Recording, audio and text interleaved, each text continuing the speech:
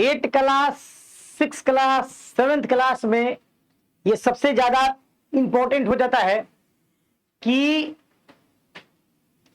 लाभ, हानि, प्रतिशत, क्रय मूल्य, विक्रय मूल्य, लाभ प्रतिशत, हानि प्रतिशत क्या है क्या नहीं है, सब जानते हुए भी बच्चे जो होते हैं फॉर्मूला के बिना मैथ को नहीं बना पाते हैं, और लगभग सभी के बुक में देता ही।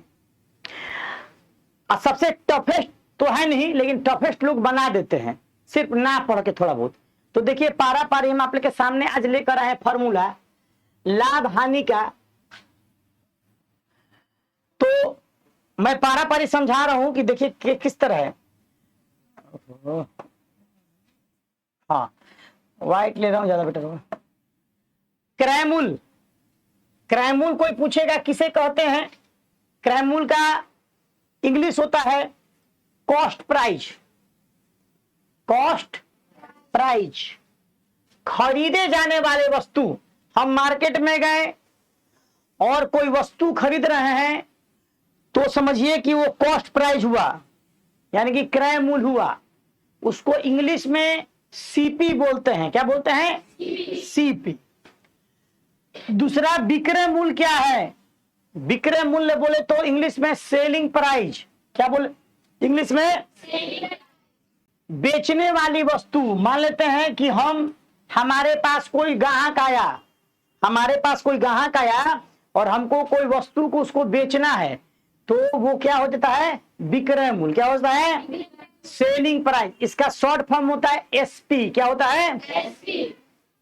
दो बातें आपको हमेशा दिमाग में अटैच करनी होगी कि क्रय मूल्य क्या है और विक्रय मूल्य क्या है। अगर ये भूला गया कहानी तो फिर सब गोल हो गया, ठीक ना।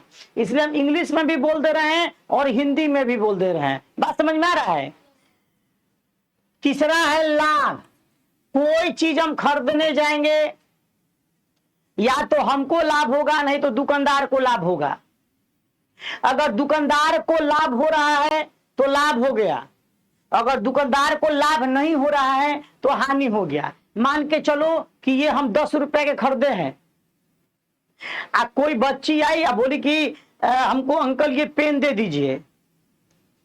तो अंकल ये 10 रुपए का जब खरीदे हैं तो पेन को अगर 12 रुपए में बेचेंगे तो अंकल को 2 रुपए का क्या हो गया? लाभ हो गया। और अंकल अगर इसको 8 रुपए में बेच दिए तो अंकल को 2 रुपए का ची हो गया। ये तो क्लियर हो गया बात। तो लाभ का अगर निकालना है कि कैसे बुझाएगा, तो जो विक्रय मूल्य बड़ा हो, विक्रय मूल्य हमेशा क्या होता है? किससे बड़ा होता है भैया? विक्रय मूल्य हमेशा क्रय मूल्य से बड़ा होगा तो लाभ हो गया। क्या हो गया? यहां पर फॉर्म में भी लिखा गया है SP greater than CP. SP greater than CP मतलब वही हुआ सेलिंग प्राइस बड़ा होना चाहिए कॉस्ट प्राइस से, है ना। नेक्स्ट जो है कि हानि कब होगा? मैंने अभी अभी बोला कि हानि क्या होता है।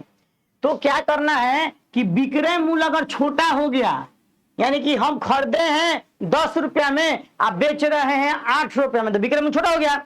तो विक्रय मूल्य अगर छोटा हो जाएगा और क्रय मूल्य ही बड़ा हो जाएगा तो इस कंडीशन में दुकानदार को हो गया का चीज हानि। क्या हो गया? हानि। क्या हो गया?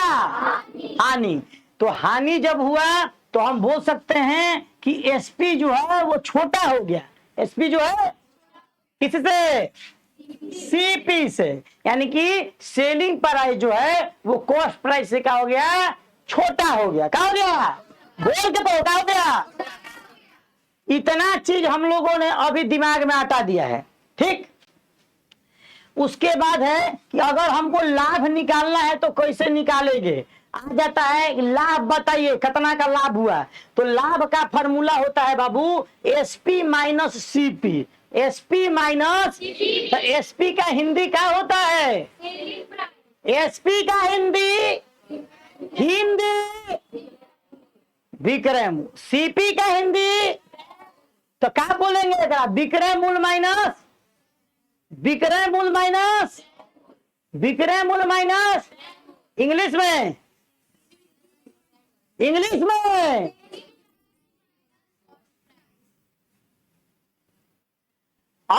लाभ हमको हो गया, तो लाभ प्रतिशत पूछता है कि लाभ प्रतिशत, लाभ का इंग्लिश होता है बेटा प्रॉफिट, लाभ का इंग्लिश होता है प्रॉफिट, हानि का इंग्लिश होता है लॉस, हानि का इंग्लिश, लाभ का, ये तो बात क्लियर हो गया। तो हमको लाभ प्रतिशत निकालना होगा, तो इसके लिए फॉर्मूला याद करना पड़ेगा कि लाभ गुना 100 में सीपी, इंग्लिश में भी बोल देते हैं प्रॉफिट गुना 100 में सीपी। बोलो, लाभ गुना 100 सीपी, इंग्लिश में प्रॉफिट गुना 100 सीपी। हानि बराबर, अगर हानि निकालना है तो क्या क्या करेंगे, सीपी में से एसपी को घटा देंगे। सीपी बोले तो क्रय मूल्य में से किसको घटा देंगे, ओके।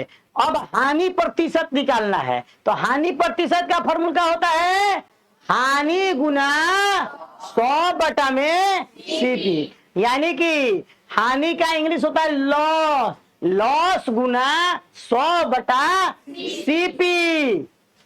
8 फॉर्मूला यहां पर हुआ बाबू। और यहां से फिर देखा जाए, अगर विक्रय मूल्य हमको निकालना है तो विक्रय मूल्य 2 कंडीशन में निकलता है, क्रय मूल्य भी 2 कंडीशन में निकलता है।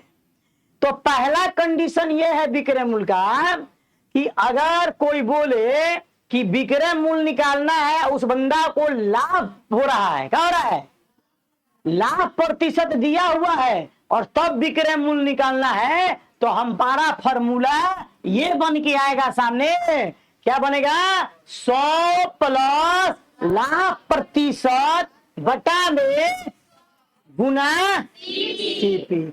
और अगर एक और विक्रय मूल्य हमको निकालना है, लेकिन अब विक्रय मूल्य कब निकलेगा, जब क्वेश्चन में क्या दिया रहेगा, हानि प्रतिशत, आप लॉस प्रतिशत जब दिया रहेगा और आपका विक्रय मूल्य निकालना होगा, तो हम क्या निकाल लेंगे, 100 माइनस हानि प्रतिशत बटा 100 गुना सीपी। विक्रय मूल्य 2 तरीका से निकला यहां पे।